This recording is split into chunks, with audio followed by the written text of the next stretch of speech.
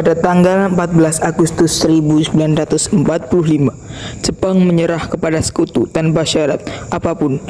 Berita tentang kekalahan Jepang ini sangat dirahasiakan oleh pemerintah Jepang. Bahkan seluruh stasiun radio disegel, namun salah satu golongan pemuda mendengarnya.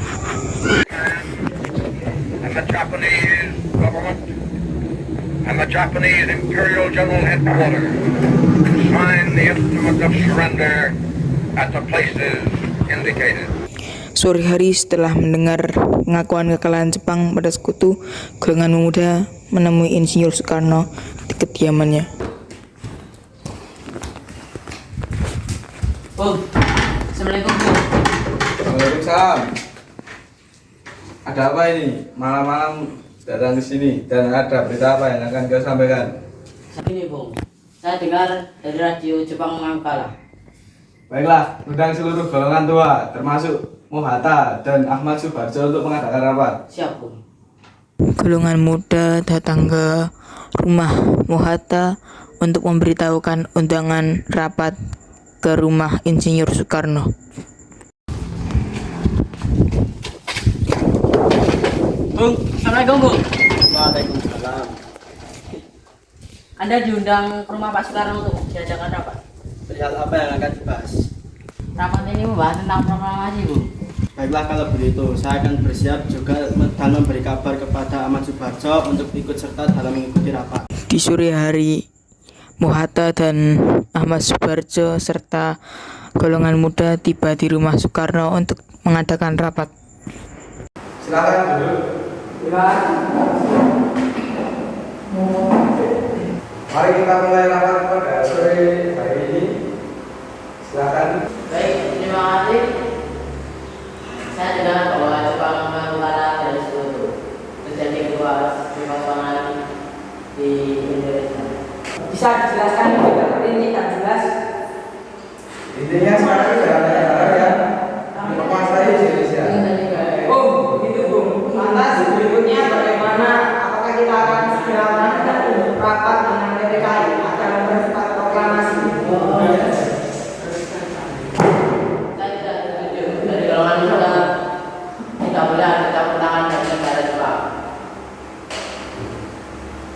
Begini masalahnya, beberapa akibat jika kita nekat memproklamasikan kemerdekaan Indonesia. Betul dari Subarjo bahwa ada kemungkinan Jepang akan menyerang Indonesia. Sebaiknya jangan tergesa-gesa dalam menentukan pendapat. Kita tidak tahu apa yang terjadi selanjutnya. Baik, kalau begitu. Dan bisa kita cukupkan rapat pada sore hari ini.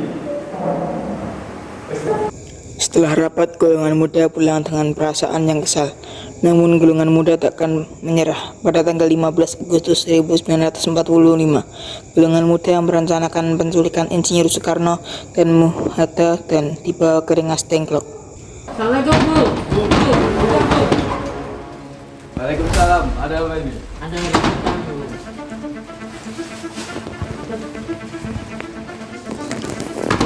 Assalamualaikum Bu. Assalamualaikum.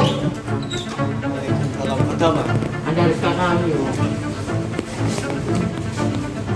Pada tanggal 16 Agustus 1945, Insinyur Soekarno dan Mohatta tiba di Rengas Dengklok tepat waktu subuh. Dan di Rengas Dengklok, golongan muda memaksa Insinyur Soekarno dan Mohatta untuk segera memproklamasikan kemerdekaan Indonesia agar tidak terpengaruh oleh Jepang. Dan keesokan harinya, pada tanggal 17 Agustus 1945, diadakan penyusunan proklamasi di rumah Laksamana Maeda. Tepat pada pukul 10 dibacakan proklamasi dan pengibaran bendera sang saka merah putih diiringi lagu Indonesia Raya yang dilaksanakan di halaman rumah Insinyur Soekarno dan disaksikan beberapa warga. Selamat datang, silakan duduk. Saya permisi sebentar, ada tugas. Mari kita mulai penulisan naskah proklamasi. Bagaimana saya mengisinya? Kami bangsa Indonesia dengan ini menyatakan kemerdekaan Indonesia. Selanjutnya Bu, hal-hal yang mengenai pemindahan kekuasaan dan lain-lain akan dilaksanakan dengan tempo yang sesingkat-singkatnya. Jakarta 17 Agustus 1945 atas nama bangsa Indonesia. Baiklah, bagaimana saudara-saudara setuju? Setuju. Setuju. Baiklah Bung, silakan ketik naskah ini. Baik Bu, saya akan mengetik.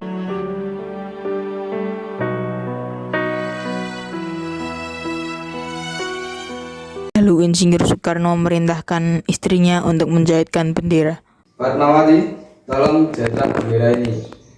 Karena tepat pukul 10 akan dikibarkan. Ikhlas Karno.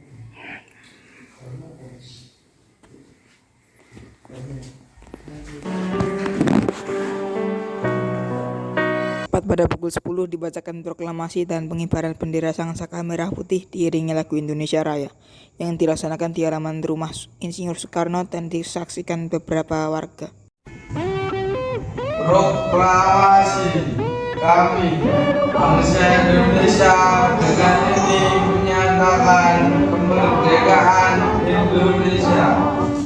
Hal-hal yang mengenai pemindahan kekuasaan dan lain-lain diselenggarakan dengan cara seksama dan dalam tempo yang sesingkat-singkatnya.